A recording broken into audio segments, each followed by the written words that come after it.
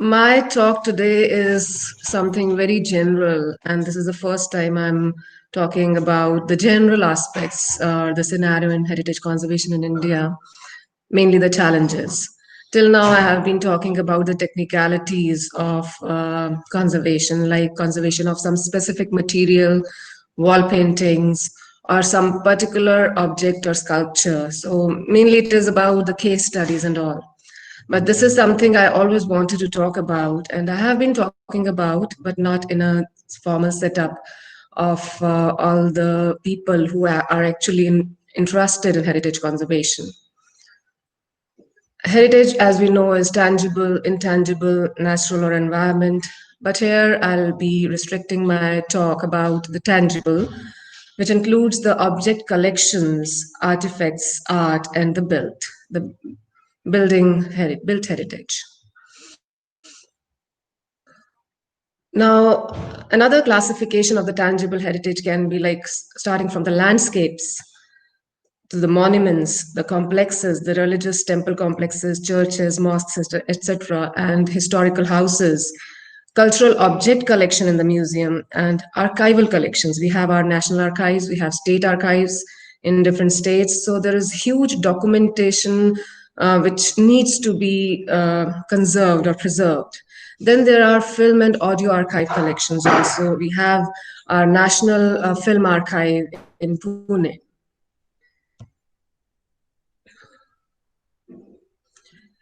Now, I'll just start with something very basic. Like we all talk about heritage conservation, and it appears that everything is going smooth and we are doing whatever is required like any other developing nation.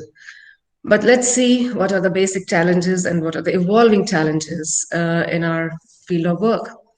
The basic challenges are something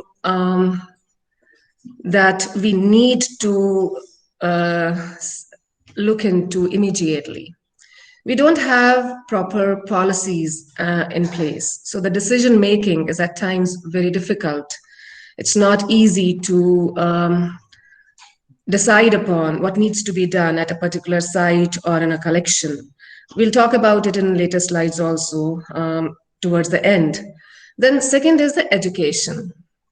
We have some good institutes which are carrying out masters in conservation, and I read in Niti Aayog report also that we have very good institutes and all, but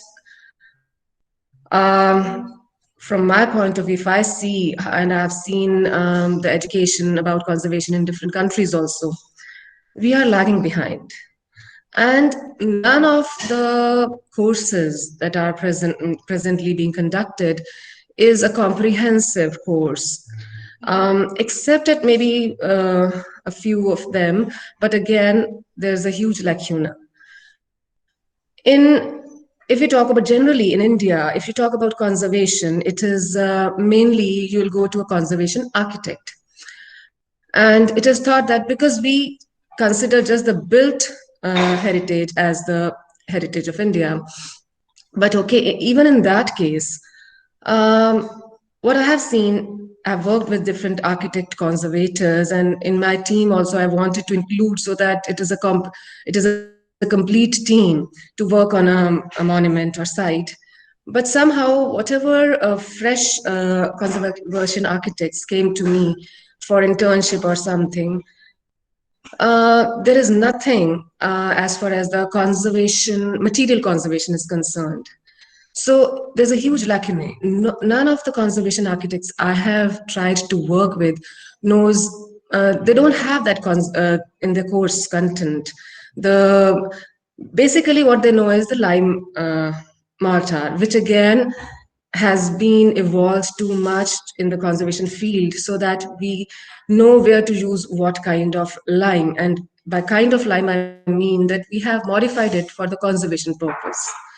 Because there are so many different places where there is a mud plaster, and over the mud plaster we have a lime, thin layer of lime plaster and all. So we need to know what is the requirement, how strong we need it, how to modify its properties for the conservation purpose. So that aspect is not taught. It is only they know about the lime mortar. So the basic challenges, because whoever is guiding also in our country, I am a part of it. Just the difference is that I'm trying to, since last 25 years, I'm trying to update my knowledge by reading and participating in various activities. So, but if we go by just the education, it is not sufficient. So, the basic challenges in our country is lack of the proper policies and decision making. It affects decision making and the education. Or rather, policies and education both affect the decision making, because if we don't know the education is not proper, the knowledge base is not proper, then also decision making is affected. I also wanted to mention here that um, I'm forgetting that thing. There was another point that came to my mind, but okay. Just just the background noise could be reduced. Maybe participants, if the door, if it anything is open, if it can be shut. I'll just do that. Door band kar dena मुझे. Uh, just a minute. Soma, आवाज नहीं कर रही.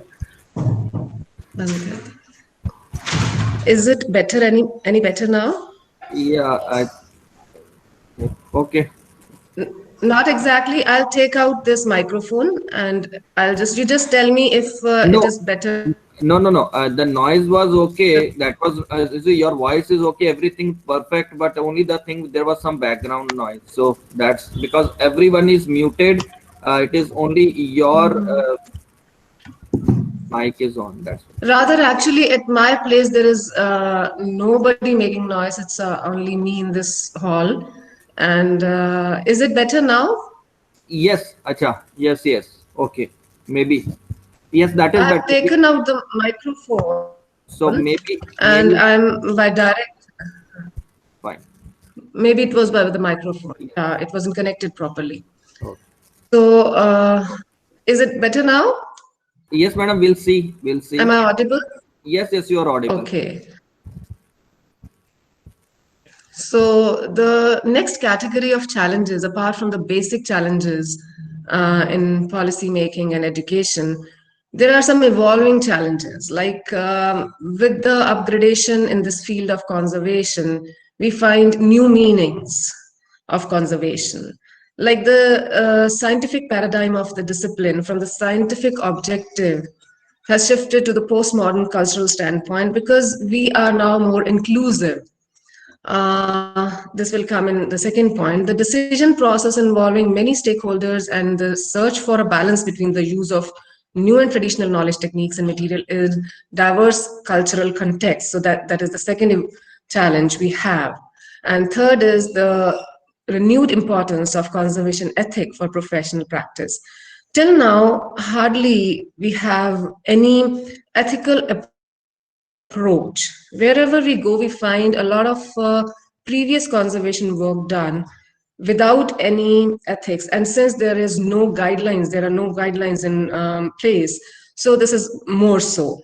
I'll just again go through these 3 points. First is the change or shift in the scientific paradigm of the standpoint. This is because now it is not just very scientific thing that we are doing. It is more inclusive. We are including the cultural aspects, the people related to it, we take the public inclusive. And second is that the decision process uh, involves many stakeholders. It is not just decision of one particular department or organization. They take into account different stakeholders and the search for, there is also a search for the balance, because if you go for the traditional knowledge and techniques, at times, like I mentioned, mud plaster, it is not feasible to preserve it by using more mud plaster, because in most of the sites where I've seen there is mud plaster, there was termite also, and the wall paintings were just falling off because a hollow was being created behind the wall painting and between the brick and the painted lime plaster layer. So whatever the mud plaster was, it was being eaten away by the termites. So at times we need something beyond just our liking for the traditional technique. So a balance has to be maintained between the traditional techniques and materials and the more modern ones. And the importance of ethics, because ethics are now taken more seriously and they are also evolving. So these are the things where I think we need a lot of work, and these are the evolving challenges. Now let's see the structure, how the heritage conservation is being managed in our country or maybe in other countries also.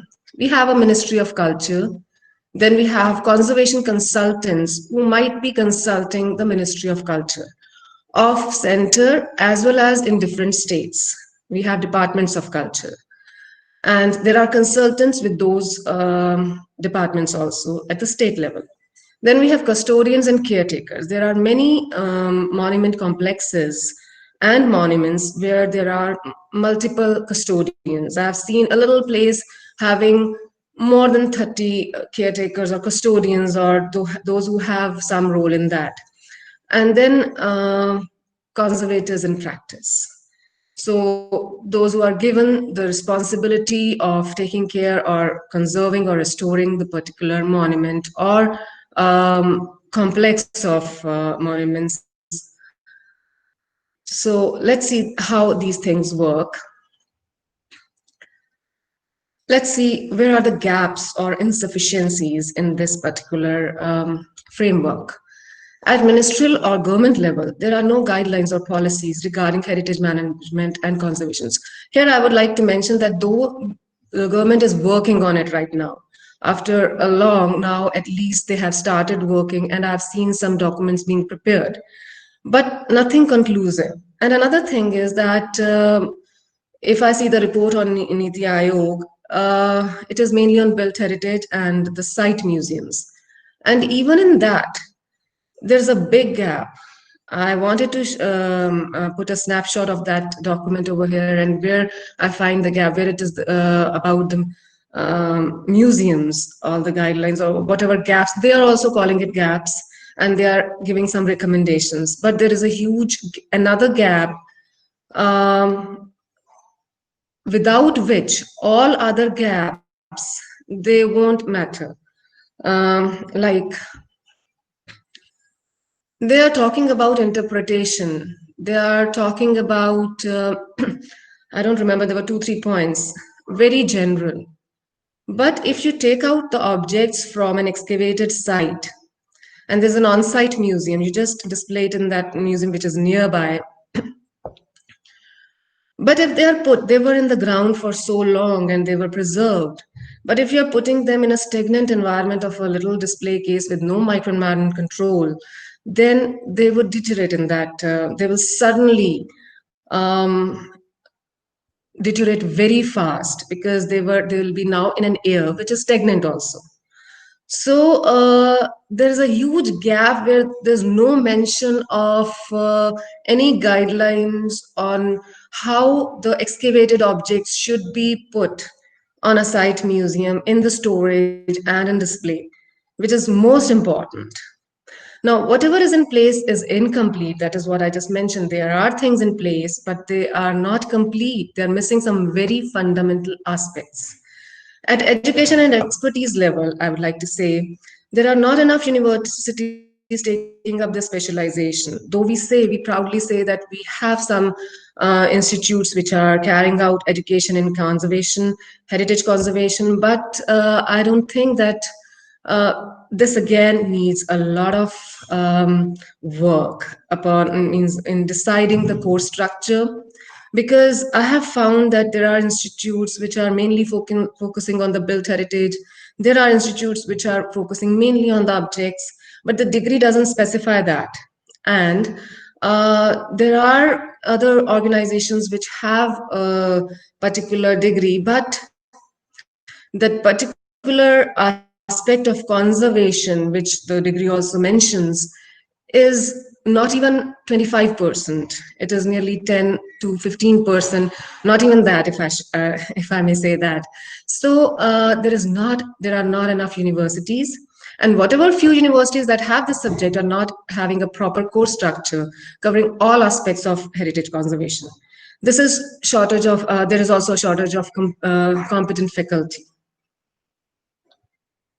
Now, the main people, like I mentioned, the four main components, the government department, Ministry of Culture, then there were consultants, and then there were caretakers and trusts or the custodians, and then there were conservation experts.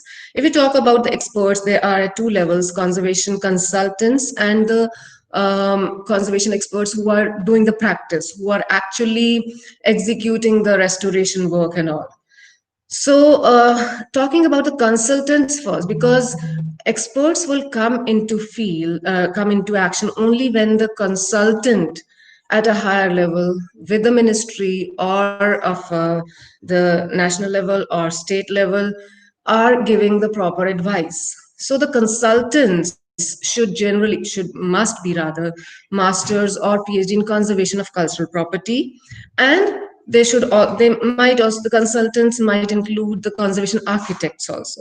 So there are two different things. Conservation architects would be helpful in designing the whole concept of, you can say, the urban heritage conservation of the landscape or the complexes, and taking an overall view of the state or a particular city.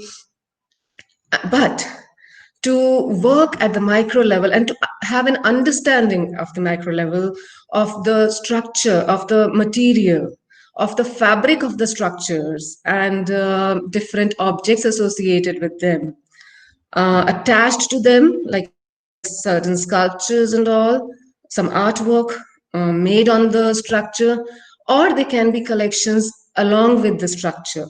So for that, you need conservation expert, material conservation expert. Not so there are two different roles, and I think the consultant should not just be the conservation expert or not just be the conservation architects. It needs to be a combination of these. Are they available now? Another thing is now how, from where the conservation consultants or experts are coming from.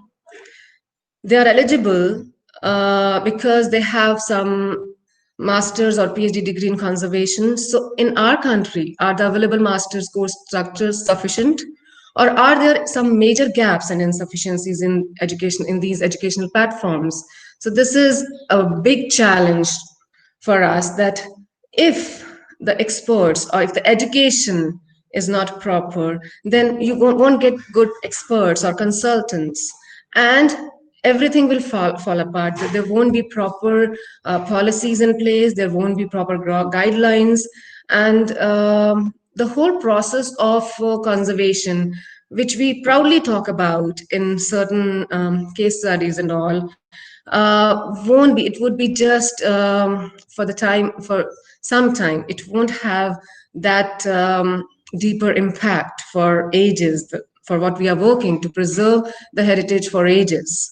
So this is a big challenge, the education, which will lead to how we consult the ministry, how we consult the custodians, and how we execute the heritage conservation or restoration. Now I'll talk about the built heritage to some extent. This is a picture from Hampi. And this is a picture from a temple complex in Hoshiarpur, in a little forest. There's a forest area, and at the edge of that forest, there's this temple. It is Krishna temple, and but it had such a beautiful evidence of history, of how the people of that time, nearly 150 years old, how they thought, how what was their idea of religion and even the politics and the talent also, how they made these paintings. I am not going into the detail. I couldn't get enough time to put more pictures. Where this is a portion of the rooms around the main temple, which is now no more there. And I am surprised that how it just vanished. There was a little circular temple structure in the middle when I visited the site in 2007 or 8. But after many years, when I was working at Golden Temple and all, then I got to know about this, that there's some work. And when I reached this site again after many years, the temple, the main temple structure, a little one, a circular one in the middle, was no more there. And there was no evidence of any, there were so many paintings in that also. Not even the pieces or remains of that were there. And these there were some rooms they were remaining, and because they had some huge a large amount of wall paintings. One room had all the floral patterns and the other one had this religious things. This is the outside of the room. In the inner side there are all the Hindu mythology pictures of Swarg and Narak, how the record is being taken of those who are dying of their good sins and good deeds and all. And apart from all those mythology pictures, they had this Guru Nanak Dev Ji with Bala Mardana, and they had Maharaja Ranjit Singh just behind this panel. And the wall just behind this particular wall, the other side of this wall had these paintings. And so, and there was a train, the portion here, and this boy is working to stabilize the falling of painting. Actually, this is of train. So it was British time, and this is a steam engine, and a train is going with all the smoke. So this is the picture of that time and what they were seeing, the developments and the ideology and everything. And it is not that, and all the dwarpals, here you see a little portion of a dwarpal. All, there were 3 doors, and there were 2 dwarpals on each door. So there were 6 in all, and they were all turbaned 6. So there was no divide of the cultures. There were just these English people. There was another war shown over there in the inner area, which was, I think, Anglo Sikh war, and all the different communities together were depicted in these rooms. So to preserve these things, actually, if you preserve the structure, like this was given to a civil contractor. The main contract always goes to a civil contractor who has no know-how of the conservation aspect. So this portion is redone by that team. And a little, you can see this reddish mortar, which is not exactly the one which was being used in this particular monument, though this is the same mortar which is being used in other sites in the same state, say Punjab. But this was done in not after the study of this site. So even if you stabilize the structure, you fill the gaps with the bricks or mortar, more important is are the stories written on these walls, on these structures.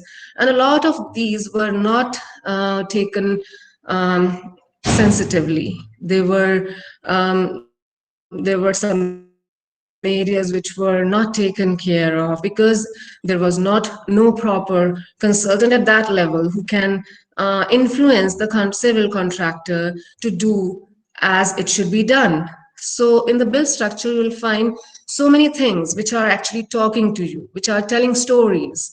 And we need to be more sensitive towards how even the build structure should be handled and restored or conserved.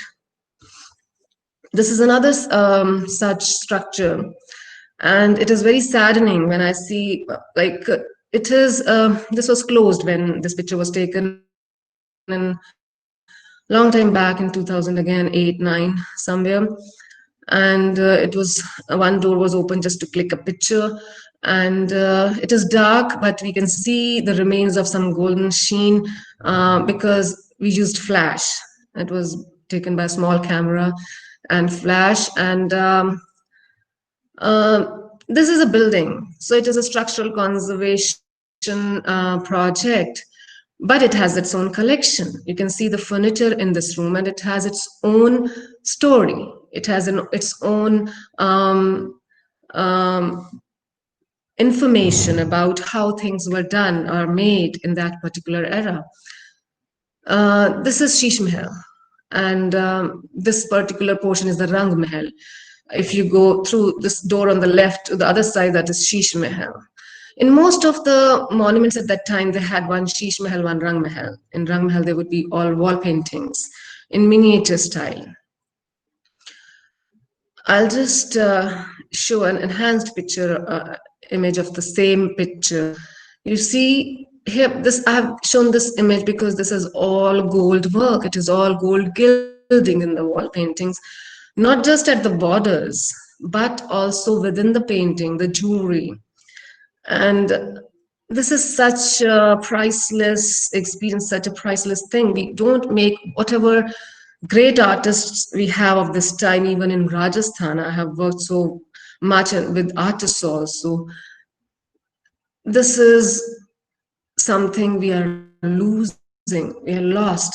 And the insensitivity, you should see, it was also given to a civil contractor who didn't know the importance. And when I went I think last year only, and it was, I was like, I skipped a beat because it was all in shambles. It was like there were scaffoldings, everything was falling apart. But these paintings were being restored by, I don't know, a team of artists or what, and which I don't think it needed that much of intervention if it had been done in a proper way. If we would have preserved the paintings first before going for the structural conservation, which I always suggest wherever possible, that we should protect first what the walls are saying, the stories on the walls, and it can be done easily. And then we can start the structural work, like even in the last picture that you saw, the ceiling was no more there. Whatever was left was to be taken off, and a proper ceiling had to be created. And it was important to preserve the paintings also. But what we did in that case was, I requested them that please let me protect all the paintings, give a facing to the painting which protects it to a large extent, and then you can work on the ceiling. And then after the ceiling was done, we removed the facing and we worked on the wall paintings to preserve them.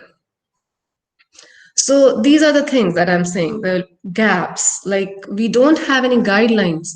If there is both structural and artistic work, how to go about it? What should be the steps? You can't just separate the two things. You give a work to the civil person and then to the art person.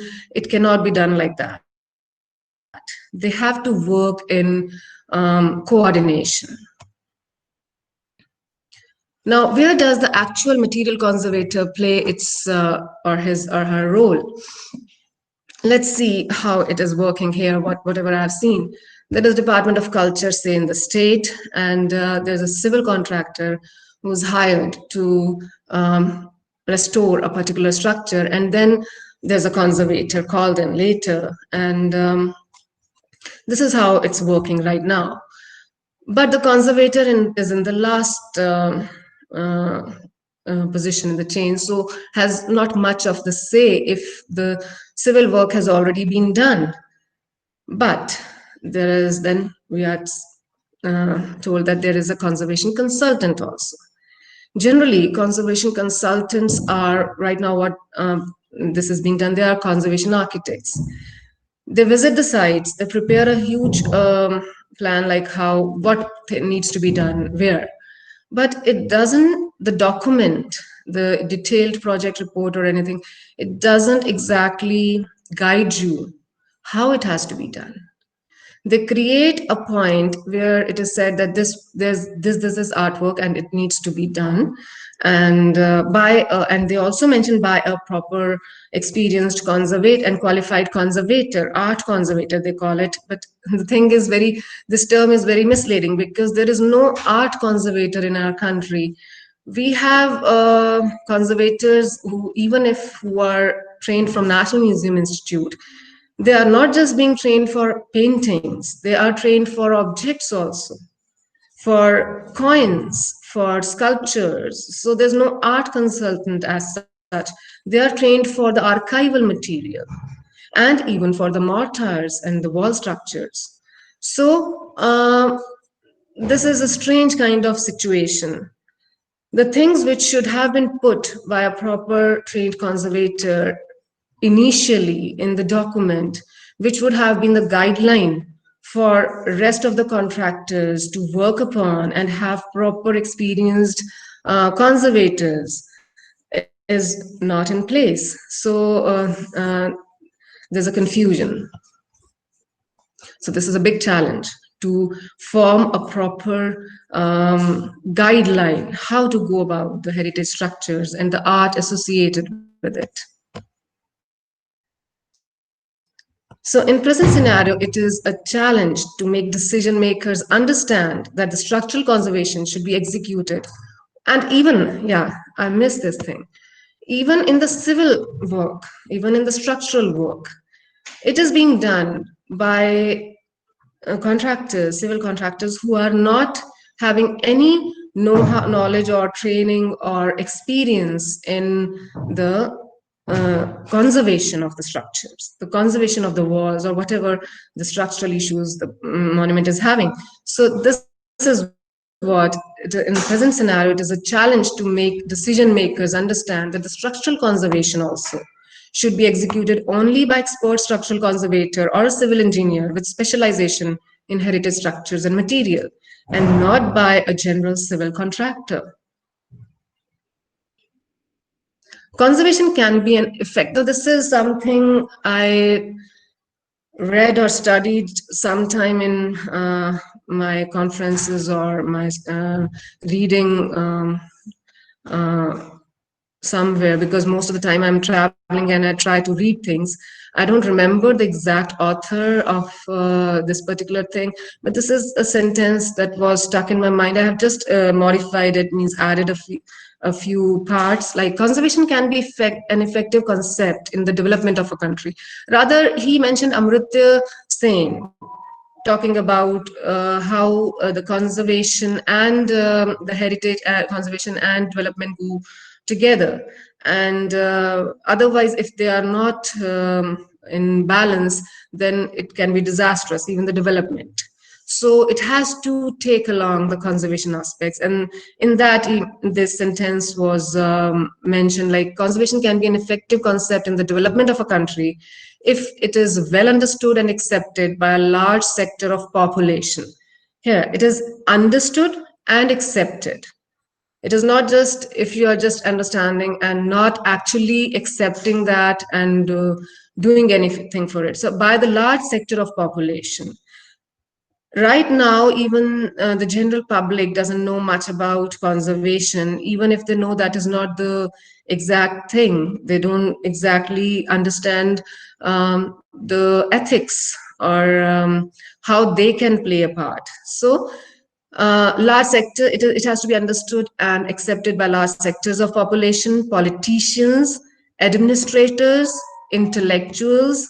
What I added is the caretakers and trusts. They also need to understand, because I have now worked with some trusts also, or the caretakers, and development decision makers. Of course, those who are making the decisions in the Ministry of Culture, or the consultants also. So they are also playing a huge role in this decision making, in making those policies and the guidelines. So conservation can be an effective concept in development of a country if it is a well understood and accepted by large sectors of population, politicians, administrators, intellectuals, caretakers or trusts, and development decision makers. Now, what happens in the absence of such understanding at various levels? We'll see what happens like in this slide.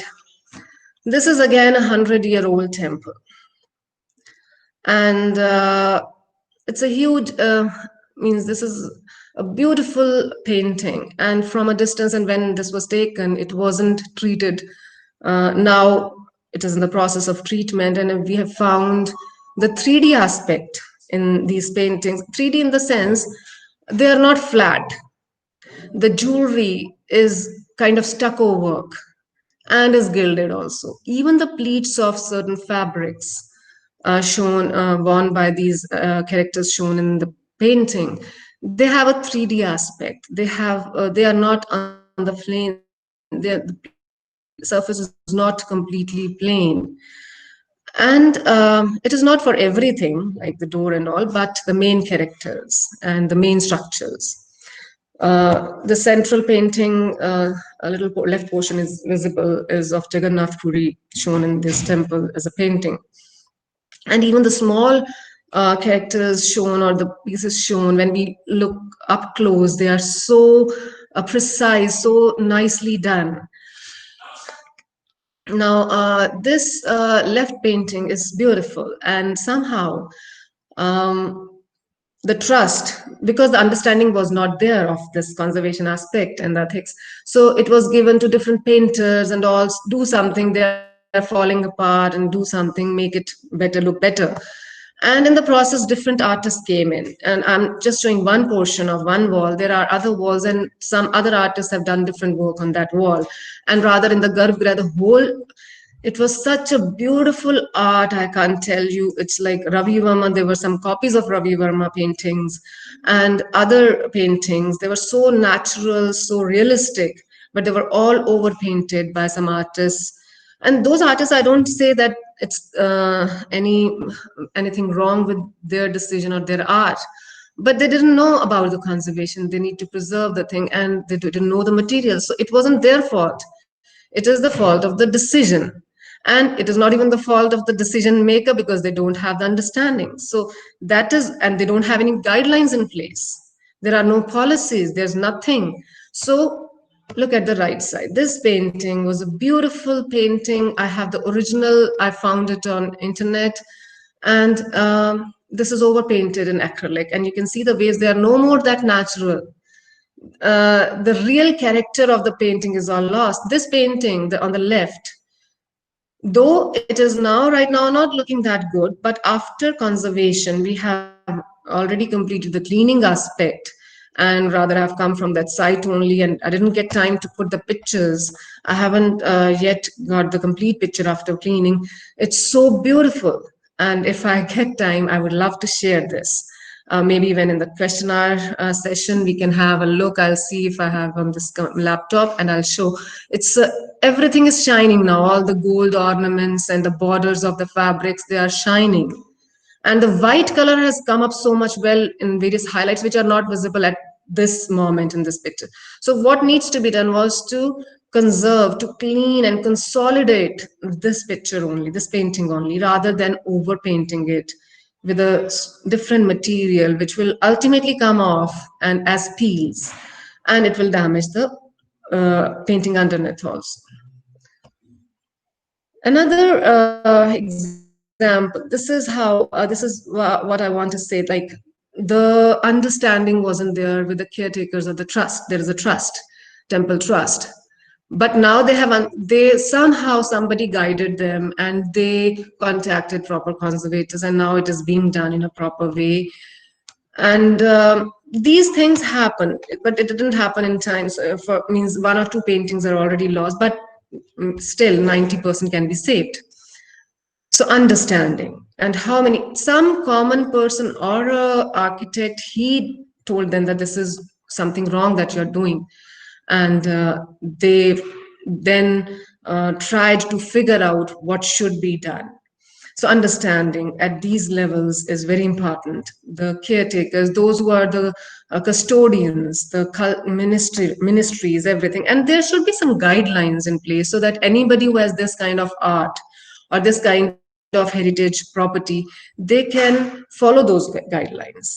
They should be easily accessible. These days we have everything on the in the phone. You just search it and the government guidelines or anything, it should come up. Now, this is a condition of one of the jharokas or windows of Golden Temple as it was earlier. And if somehow it wasn't, these also this there also this thing happened. One of the staircases had paintings. They were already broken because they were taking off the paintings and redoing the plaster and all. So they are no more there in one of the staircases. There are two staircases at the back. But in time, they were told, because there are so many people, general public, and everybody involved, and with the Golden Temple. So uh, in time, it happened, and somehow after that, even after that, because it is such a central place, there were many things that were very difficult because it is such a complex organization taking care of this artwork, this Golden Temple also. But somehow we could manage it. And this was the condition. And anybody who would see this condition would say that nothing can be done. It is already lost. This portion is lost. And they will remove whatever is left and replaster it. And that would be a kind of conservation done. But material conservator, the proper conservator who knows not just the art, but also the material associated with it, even the mortar. Here we knew that it was lime mortar, but lime mortar, not just simple lime mortar that we use. The civil contractor, they say they are heritage conservators now because they have done so much of lime mortar work in so many places, but they make the same lime mortar for every place. But there's a difference. We need to know if the painting is in fresco or tempera or what, because if it is fresco, then if you use a lime mortar, and lime mortar is very strong, when it dries, it is like stone. And the painting might be weaker than the strong lime mortar. And according to the law of physics, if two things are joined, one is weak and one is strong, of course they have to part with time. They separate. And in the process of separation, the weaker is lost. So if there is a painting which is weaker than this lime mortar that you have applied just next to it, then the lime mortar, the fresh lime mortar, would be more strong and the painting would fall apart. Not right now when you're applying mortar, but over the period of time. So we have a lot of research, not in India, sadly, but throughout the world on lime mortars, and they have developed different kinds of different. They have added certain ingredients to uh, differ the, you can say, the strength or the hardness, and they have added some resins also to improve the binding. So there are different types of lime mortars in conservation, especially for the wall painting conservation. And we need to know how we are filling the gaps near the painting, at the edge of the painting, where the damage is there, and filling the major gaps. So this all looks white, but maybe we have used lime mortar type M over here for strength, and lime mortar type A or Al near the wall painting. And then, of course, for the larger gap again, A or M. So this knowledge base is required, which is not there, not even with the conservators. In India, if you look into the conservation scenario, we hardly have those who are working, even you include me, for like doing work, and they're just working on and on. They have no time to study, to update their knowledge. And this is a sad scenario. We need to update knowledge. And that's why education, I said initially, also is the main challenging point. So this is after conservation. We filled the gaps and we created according to what was there. And in the next window, jharokas also, whatever was there, according to, after matching everything, we created. Because if it was an archaeological site, this also has to be understood. If it were ruins, we wouldn't have added any painting. Whatever was left, we would have left it there. We would have just cleaned these areas so that they don't look patchy. these ones, and the edges, we would have cleaned these edges. I should have had a better picture with after the cleaning, and we would have just left like that. Maybe we would have just subdued, toned down this white line. But if it is an active site, people are visiting, praying, these are then distractions. These are then, these patches are then disturbing. So for live sites, we should have a little different guideline where we can fill up these white gaps, though you can always distinguish between what is original and what is not in a scientific light, in different radiations, or by different techniques you can figure out. But this is how it was conserved. This is again another temple that I showed you in Hoshiarpur. These are the ruins. I said that the ceiling wasn't there, so it had to be. Now you see, this is a golai, and the curved area, and the paintings are on that also. Because we couldn't intervene, even after telling them again and again, the civil person, now they are heritage conservators because they have already worked, they have worked on this structure, heritage structure, they worked on different heritage structures. No one knows that they don't have, now they are experienced. So if you go by papers, the experience they can show. But what kind of experience? And you just see over here, that is all lost. This is the same Krishna, Gopiya and Krishna, the same painting. This is the painting has been conserved. These paintings have been conserved, so they are in much better position, but we couldn't do on this border of floral patterns because it was already lost and that filled with the brick. This could have been done like in a better way also, because on this side, if you see, I'll take a pointer. If you see here, they are still there. So if you could save in this area, which was more, and you could have saved in this area also. Maybe there's something on the top, but that was again taken out if you see the picture, because there can be discussion on this also. So, and the mortar is not the right one, because in this building, I know what were the different layers. We had taken the anatomy, we have taken the cross section also of these paintings.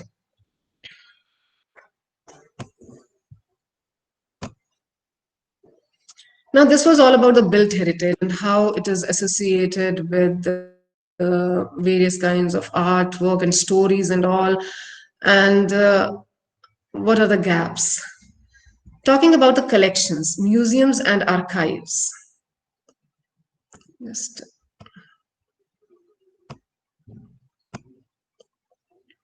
now here in museums and archives, we have huge collections, thousands of objects, small and big, and paperwork in the archives, huge amount of paperwork. And there are two different types of housing these things, these precious old records or objects telling the stories about past. Either they are put in display or in storage, but they have an environment around them, they have some air around them. And if that air is balanced, means it is clear of the spores of various microorganisms or off-gassing of wood and other things, those chemicals and the spores, or it is a stagnant air. Generally, in our country, the display as well as storage is very stagnant. It is suffocating for the objects. They don't get the ideal kind of air around them. Let's see. This is a display case. Now, of course, it has been taken out, but I don't know when it will come back and whether it will come back in a right way or not. But a few years back, this was the display case for some precious, priceless manuscripts, miniature paintings and books. It is in wood. Wood is always off-gassing, no matter how good wood you take. And those gases are acidic and they brown the paper faster than usual in their usual aging. Another display case a few years back, now of course it has been taken out, the whole collection is out for so many years and not come back, maybe soon back. You can see those stains, dots at the back. These are fox marks. Fox marks are generally by um, the acidity and spores, iron components, maybe the component, maybe in the fabric that they've used. But again, this environment is stagnant. For these pieces, if they are in wood, if they're in metal, then it's okay. But if they're in wood and on some lacquer and all finishes there, it would be deteriorating for them. Textile. This is again taken off because of the damage the display was causing.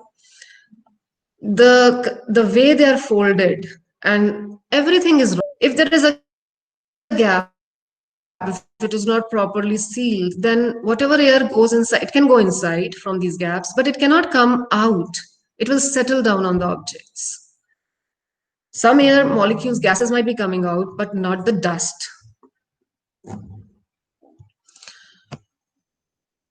Another display, this is maybe right now also, it may be like this. The wooden book stand is a traditional one kind, not the original antique one made in a modern time. But again, there are gaps, so you can see the dust deposit. The book is not, the pages are not resting in their usual, the way they should rest.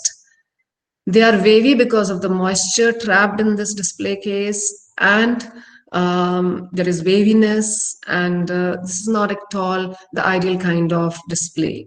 From everything, the way the book is kept, the stand, the display case, the air inside the display case. Now, conservation or preservation of museum or archival collection needs special knowledge base and decision making. From these pictures, you would have understood, I think you should understand, that it is not a normal kind of, you can make any display case and put the objects in it, or make a almirahs. Even national level, I've seen almirahs, simple Godrej or metal almirahs, and the material is stored in those almirahs. It's not that thing. Conservation and preservation. For if you want to preserve them, you need to understand everything about the air around them and the material of which their houses, which are the display cases or the storage cabinets, are made. Who or what can help? Understanding and scientific know-how of not just the object. You should know, maybe it is a metal object, it can withstand that stagnant environment. If it is ivory or paper or a textile or a composite object, it might not. It would not, rather. So, understanding and the scientific know-how, what the object is made of, how it would react, that knowledge base for the object, for its immediate environment, which we call microenvironment, and for the environment of that area. Scientific knowledge of the environment of the understanding of the environment of the area. These three things are very important to decide upon what to do or how to go about in making of the storage cases, storage cabinets, or storage rooms, and display cases, etc., of a museum or archives. This is a slide I've taken from another of my lectures during this lockdown. It was about these objects. So let's see if there's a painting or a sculpture. Then if it is a painting, it will be framed. If it is a sculpture, it would be in a display case. Or if it is it can be a storage room or cabinet housing the objects. So there are three levels where there's very little air in the frame, more air in the display case, and even more air in a cabinet or the storage room. So those objects, they are in a system which can be a frame, a display case, or a storage room. So that is a system which we are studying, we are interested in. And the environment of that inside that system, which can be a frame, display case, or a cabinet room, is called the microenvironment. And rest of the environment around the surroundings, maybe if it is a frame, then the air beyond the frame of that room or hall, that is the surroundings or the environment. So we need to study, we need to understand the environment of that building, of the room, and the microenvironment of the frame or the display case or the storage room or cabinet. So managing different systems, like you have to manage the air within the frame and the air within a display case or air within a cabinet or a room. Oh, hmm. So in present scenario, it is a challenge to preserve cultural objects in a safe and controlled microenvironment. I'm coming very near to the end of my presentation. Now, many basic government policies are right now missing. Collection management policy, conservation policy, museum acquisition policy, integrated pest management. There was a long list that I wanted to put in here, but I didn't get time. This I have just added today morning or last night. That is the time I worked on this presentation. I wanted to add something that we don't have those policies, but at our level as a conservator, I'm working on these things, and we are designing the display cases, cabinets, frames, all with a controlled microenvironment. This is right now, it is still in the factory. It is not, I mean, in this picture, it is in the factory. It is not taken out. And we are now, they are done. Right now, they have reached their place where we'll be installing them. These are, we tried to create within our budget, because if we go for the display cases, which have a microenvironment control, I found two, three big companies, international companies, one from Italy, one from Germany, were making these cases, but they are in lakhs per, and we don't have that much of funds. So we should find alternatives. We should have within our country, we can work on that. And we have tried to create, because it's not necessary that you create an active control of air inside a display case with an electrical point which is controlling the humidity and everything within the case. It would be difficult, because for our small museums, we cannot have that much of expenditure of electricity, and even if we want to buy the system, that is also very costly. So we can find alternatives.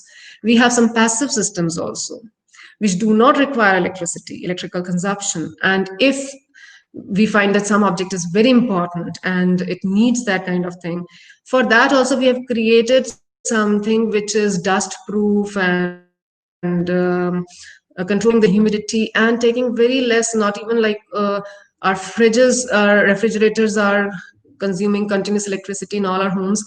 That is much, much more than what we'll be choosing. It is just very slight electricity to create a dust-free positive pressure inside the cabinet. And so even if there are some gaps in the ceiling, there's no, we don't have to worry about it, because the air will never go inside. It will always be moving out of those gaps.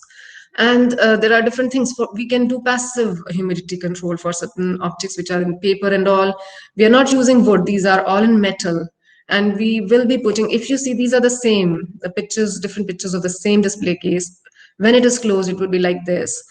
But we can open it. You can see a little gap at the base of this. And we are putting some controlling devices and some data loggers to check if that thing that we have put to control the humidity is working or not. So some data logger and some humidity control measures are put in there. Or if we need a dust-free environment for that particular object, or maybe for a particular time, we can switch on that thing and a positive pressure would be created, which will keep it dust-proof.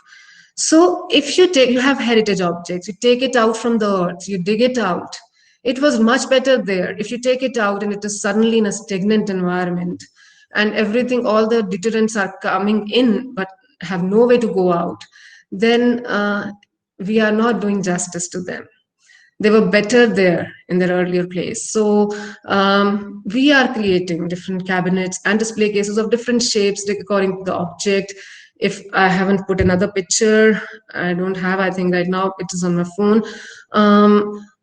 For the frames also, for the archival material, this is for objects. And we have designed different things for, and right now, We have done it just for what there was a normal work that came to us. We could have done it like in India, we have done it in all the museums, state or national level. We could have made normal display cases and put them in that. But we took that upon as an opportunity to maybe spend a little more, but to create something which will be more sustaining and preserving, because the objects are important for them. So let's talk in simple words. This is my last slide. Building and objects. So this I've just put it a few minutes back before I started this presentation. Building. So there might be some mistakes or something. I hope everything is right. Building and objects of culture and heritage need special care. We have to understand this. Special care means, it doesn't mean that if you have a degree in conservation or if you have some experience to show. No, that knowledge base, that exact thing that those objects and buildings need. Our heritage and museum policies, education structures are right now insufficient to provide that special care. We have museums and their curators, monuments and ASI, but there is a huge lack of knowledge where it is required. For example, now I have seen the curators in many museums, they're so good and they're so attached to the museum objects and they desperately want to cure the deteriorating ones and save them safely, store them safely. But neither they do have their own conservation lab, and if some do have, the conservator is not properly trained. They don't even have a degree at that time because it started quite late in our country. And nor an expert or interested senior who is not from this field of heritage. So they are generally from different, maybe there are some bureaucrats, they have come from different, and they're not permanent. So they don't have an interested senior to provide ideal display and store, to provide, I should say, the initiative for the ideal display and storage. Everyone talks about funding. Here I've seen even this in this talk. I couldn't listen to all the speakers. I heard one and just the last part of one speaker, and I felt this is not right. We do have funds, but I have seen in front of my eyes when I go somewhere and I see, oh, in the valley, they have just already upgraded the museum, and whatever they have spent is on the old style display cases made in wood and with no proper sealing and microenvironment control. They could have just put a little thing to control the humidity. They have not left any space for that, and it is all wooden. So I have seen huge funds being used in wrong ways. There are buildings that got tens and crores of funding and were used in a misleading way, putting the actual conservation for which it was taken in a corner. I have also seen the funds being used in museum upgradation, which also included new display cases and storage, but the new display cases, even for the organic material, like paper, were made in wood and without any microenvironment control, basically with stagnant air and wooden off-gassing. So we may feel proud that we are doing a lot, but without proper knowledge and the will, I don't think right now we are moving in the right direction. So this was all about challenges in heritage conservation in India. Thank you so much.